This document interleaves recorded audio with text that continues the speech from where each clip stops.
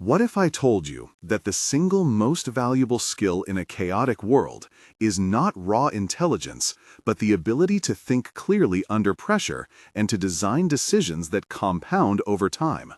You make hundreds of choices every day, and most of them are handled on autopilot. Are you satisfied with the results of automatic thinking, or do you want a method to interrupt the impulse, reveal hidden trade-offs, and act with leverage? In the next 40 minutes, you will learn a practical system to unlock your mind and master critical thinking, so you can tackle any challenge with more confidence and better outcomes. This is not philosophy for philosophers. This is a toolbox used by investors, founders, and thinkers. Warren Buffett, who frames risk as time held.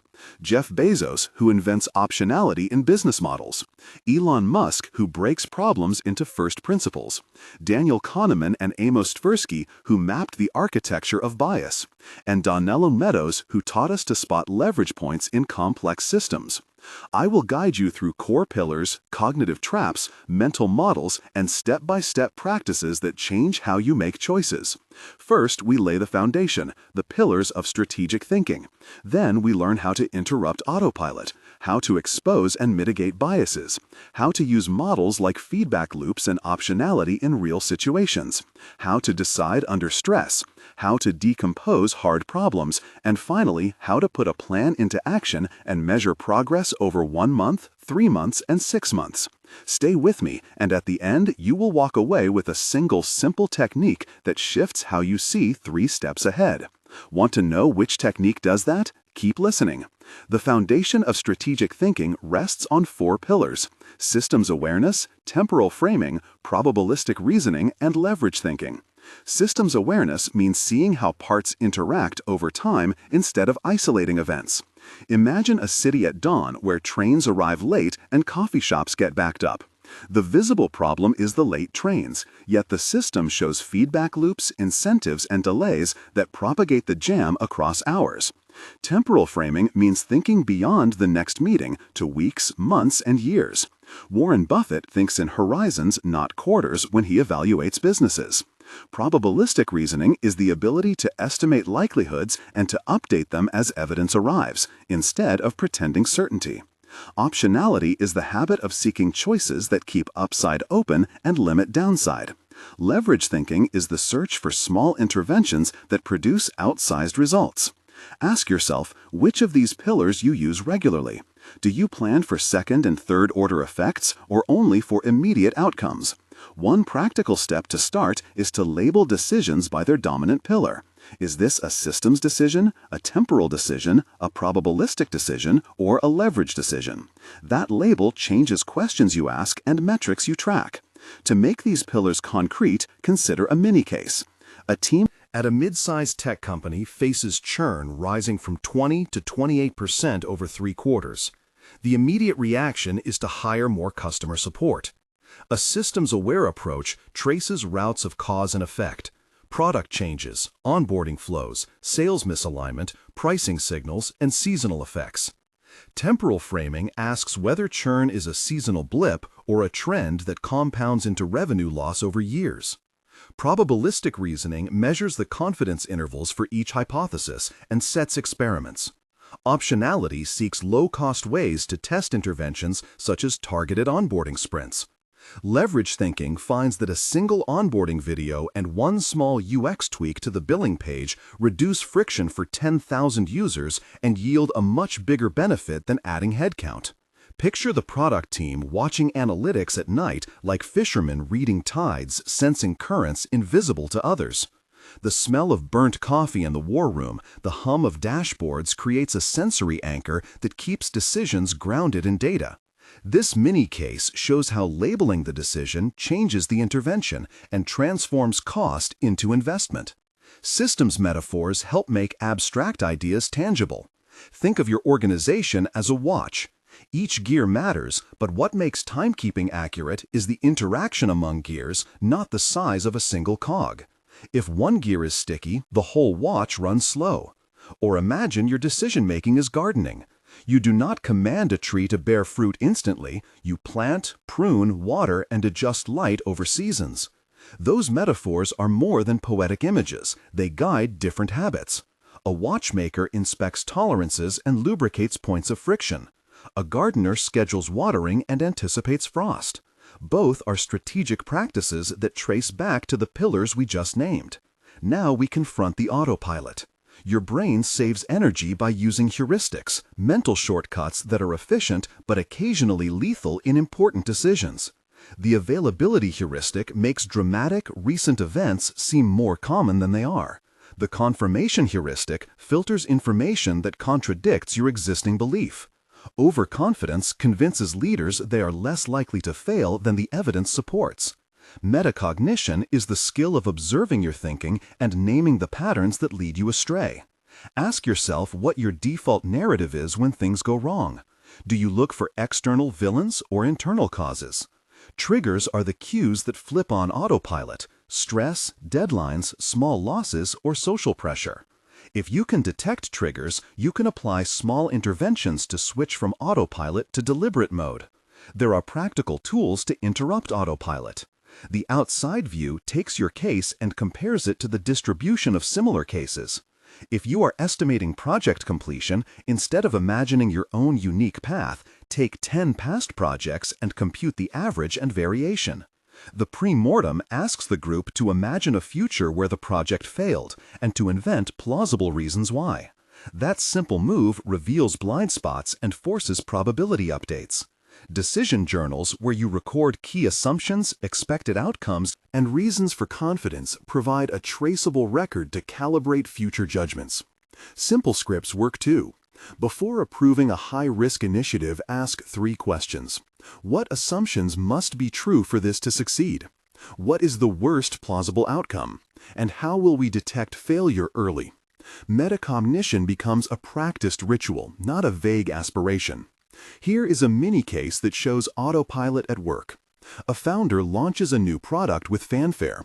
Early metrics look promising, and the team ramps up spending. 2 months later, growth stalls. The founder doubles down, telling herself the signals are noise and the real result is just around the corner. She is caught in confirmation bias and overconfidence. A pre-mortem exercise reveals a different picture. Team members imagine the product failing due to misaligned reward structures, legacy features that confuse new users, and a payment flow that triggers abandonments. They discover a simple mislabeling on a subscription button that causes confusion for new customers. By rolling back a UX experiment and readdressing pricing, the funnel recovers. The founder later admits she had been listening to hopeful stories instead of asking for disconfirming evidence. That sensory detail, the founder remembering the late-night Slack pings and the hollow celebration after a vanity metric, highlights how emotional hooks trap rational analysis. The lesson is to institutionalize an interruption ritual before you scale. Which biases matter most when you plan and predict? The usual suspects begin with confirmation, availability, anchoring, planning fallacy, and overconfidence. Each of them erodes decisions in a different way. Confirmation bias narrows information intake. Availability bias skews probability estimates toward recent or dramatic events. Anchoring locks your thinking on initial numbers and makes revision painful. Planning fallacy leads you to underestimate time and cost. Overconfidence inflates risk tolerance. For each bias, there are mitigation techniques. For confirmation bias, generate contradictory hypotheses and seek evidence that could disprove them.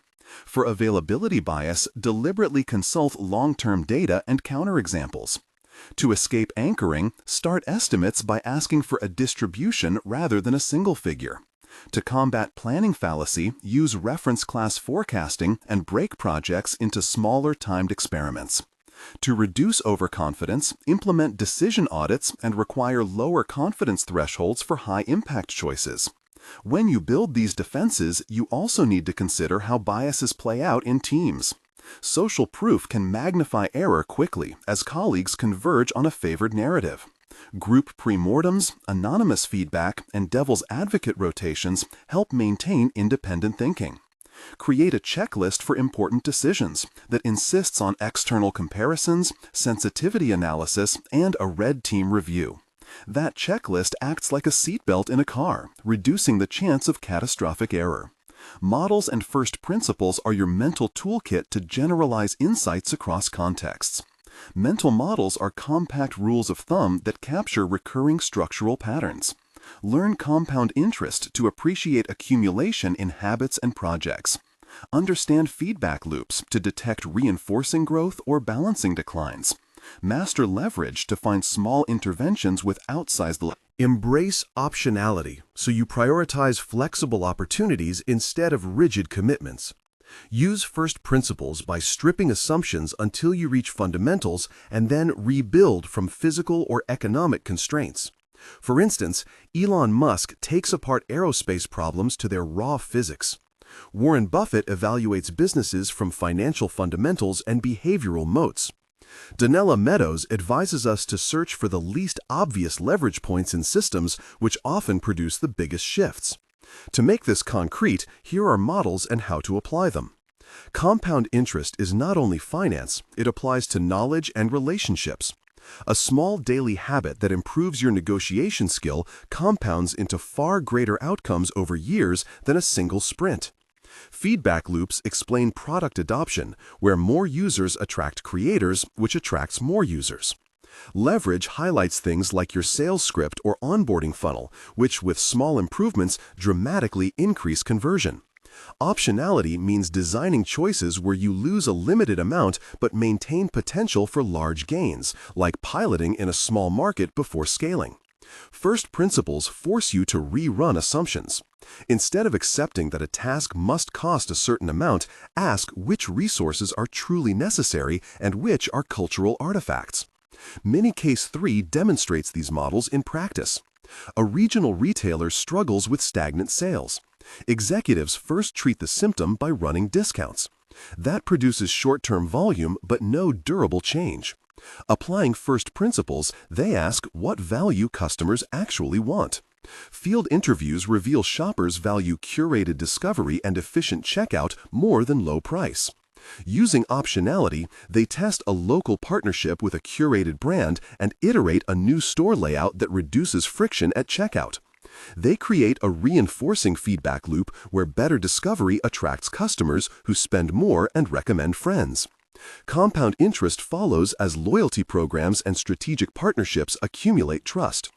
The sensory picture is an early morning store with warm light, a curated rack, and a cashier smiling as customers breeze through checkout because the system was rethought. The retailer grows sustainably without sacrificing margin. This case shows models are not abstract, they are levers you can reach for. How do you decide under pressure when time is limited and stakes are high? First, create simple protocols that trade perfect for good enough. Use the Observe, Orient, Decide, Act loop, renamed OODA loop for everyday use. Observe the critical facts, not noise. Orient by naming the objective and time horizon. Decide by choosing an option with an explicit contingency and metric. Act while limiting downside. Low information environments require heuristics that are explicit and contestable rather than hidden instincts. Stress reduces working memory and increases reliance on habits. Stress inoculation trains responses before crisis by running realistic rehearsals and role plays. Preparation breeds calm. One practical decision matrix is the quick sizing grid. On one axis, rate impact on high, medium, or low. On the other axis, rate reversibility, easy, moderate, or hard. Prioritize actions that are high impact and reversible. For example, in a crisis, you may prefer a marketing pivot that is reversible over a large hiring commitment that is not. Another technique is the 10-10-10 rule adapted for teams. Ask how you will feel about this decision in 10 minutes, 10 months, and 10 years. That temporal stretch often surfaces misaligned incentives and clarifies long-term value. A short script for crisis decisions. Pause, name the explicit worst case, assign one person to monitor leading indicators, and set a 5-day review cadence. That small structure prevents impulse escalation. An example of a leadership decision under pressure occurred during a supply chain shock when a manufacturing partner failed to deliver critical components. The executive team practiced a prearranged protocol. They observed inventory levels and sales elasticity, decided to ration inventory to high-margin customers while sourcing alternative suppliers, and acted to communicate transparently with partners. Because the team had pre-selected leading indicators, sales rate and supplier lead time, they recognized recovery signals early and avoided panic selling. The sensory details matter here. The firm smelled the acrid coffee in the emergency room, the tick of the procurement clock, and the vibration of phones lighting up with partner messages. Those details anchor how procedures reduced stress and produced better outcomes. Decomposition is the art of breaking a big problem into smaller, solvable parts. Use structural, functional, and temporal lenses. Structural decomposition maps components and dependencies. Functional decomposition clarifies the job each part does. Temporal decomposition sequences steps by natural dependencies and learning priorities. Methods like the 5 whys, fishbone diagrams, and the theory of constraints help identify bottlenecks. The 5 W's, who, what, when, where, why, augmented by how, provide a disciplined checklist to make implicit assumptions explicit. For complex projects, create a dependency map, then run experiments on the critical path. Emotional intelligence matters because decisions are social, not merely analytical. Recognize how emotion amplifies assumptions. Before a crucial meeting, scan for signals that people are defensive, anxious, or overenthused. Simple regulation techniques like breathing pauses, reframing, and explicit norms for dissent reduce escalation. Calibrate empathy with firmness. One technique is the pause and label move, where you name the observable emotion for the group and then restate the clarity of the objective. That reduces rumination and brings attention back to task. When you integrate decomposition and emotional calibration, you get faster learning cycles. Picture a product team that partitions a large migration into 3 decoupled modules, deploys each to a subset of users, obtains metrics, and applies the feedback loop before scaling. The sound of success is the quiet hum of steady metrics, not a single spike. The smell of failure is frantic last-minute bug fixes. Decomposition turns overwhelming complexity into manageable momentum. Now we step into adaptability, influence, and systems thinking. Mental model diversification reduces single model failure. Do not rely on one favored lens. Instead, rotate models depending on the question. Scenario planning helps by mapping alternative, plausible futures and preparing options. Think of scenario planning like building multiple roots for a tree rather than one deep root that could snap. Influence matters because your ability to shift others multiplies leverage. Classic principles like reciprocity, social proof, authority, scarcity, and framing matter, but use them ethically. Framing can transform the same numbers into different choices. A price framed as a small daily expense converts better than a large annual number. Donella Meadows teaches us to look for shifts in rules, incentives, and information flows as powerful leverage points. Small rule changes can reroute system behavior more than adding resources. This is the moment for a deep analytical climax. When you synthesize everything, the centerpiece is a 3-step decision architecture that combines systems awareness, probabilistic updating, and leverage seeking. Step 1. Observe with structure. Create a brief problem statement that identifies the system boundaries, the actors, and the horizon. Step 2. Generate a small set of rival hypotheses and map their causal chains. For each chain, identify the top 2 assumptions that, if false, would invalidate the hypothesis. Step 3. Design quick experiments that test those assumptions in the cheapest, fastest way and commit to predefined review points. This architecture forces you to treat strategy as iterative science, not as rhetoric. The power of this approach is visible in its capacity to convert uncertainty into a portfolio of bets, where each bet is sized and instrumented. It aligns incentives by making decisions reversible and transparent. It forces a shift from certainty-seeking to probability management. When combined with regular pre-mortem sessions, independent review, and a culture of recorded decision journals, you create a calibration loop that improves judgments over time. To apply this architecture, now try a practical exercise. Pick a decision you face this week. Write a one-paragraph system statement. List 3 rival hypotheses for why the status quo exists. For each hypothesis, name the one assumption to test and design a single metric you will observe for 7 days. Commit to a decision review where you will either scale the experiment, pivot, or stop. That 4-step routine makes strategy operational. How do you influence others to adopt these practices? Start small. Lead by example with a decision journal and a pre-mortem. Invite a colleague to run a short outside view exercise and share results. Use framing to make the costs of not using these practices explicit and the benefits tangible by showing examples. Build rituals such as a 10-minute decision review at the end of key meetings. Influence at scale comes from changing incentives and information flows, not only persuasion. If incentives reward short-term wins, redesign them to valorize learning and robustness. Finally, we bring everything into a plan that you can implement and measure over time. A checklist of implementation steps will get you started. Step 1. Audit current decisions. For 1 week, whenever you make a choice larger than a threshold, record the context, your confidence, and your reasons. Step 2. Build 2 rituals pre-mortem for all important projects and weekly decision reviews that read the decision journal. Step 3. Adopt 3 models you will practice regularly. For example, compound interest, feedback loops, and optionality. Step 4. Designate leading indicators to watch and set review cadences. Step 5. Create small, reversible experiments that test your biggest assumptions. Step 6. Communicate the new norms and align incentives. Now imagine the epilogue and how progress feels as you practice this architecture. 1 month from now, you will have a decision journal with 12 entries and a first pre-mortem completed. You will notice early calibration because you will be able to point to a previous estimate and compare it to reality. You will start to recognize autopilot triggers and pause before common traps. Your meetings will be slightly shorter because you have cleaner agendas and pre-aligned assumptions. 3 months from now, the rituals are taking hold. You and your team have replaced a few large commitments with staged optional steps.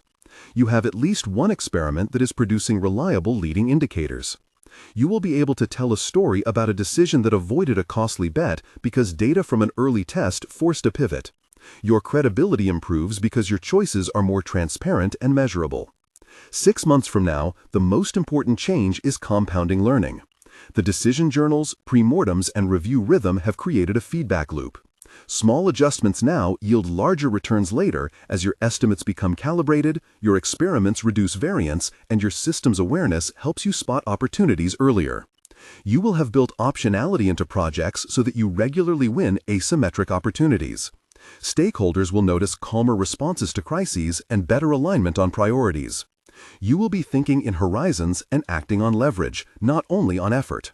Before you go, here are specific tactics you can apply immediately.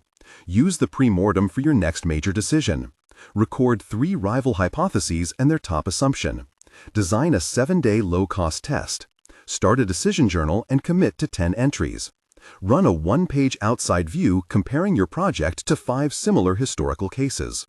Rotate 3 mental models weekly so you begin to train different lenses. Institute a 5-minute pause in meetings where the person proposing the plan states the worst plausible outcome and how it will be detected. Those micro-habits are the compound interest of strategic skill. We end with a simple rule you can repeat and share. Rehearse interruption, inspect assumptions, test cheaply, and scale with optionality. That sequence turns noise into signal and instinct into repeatable advantage.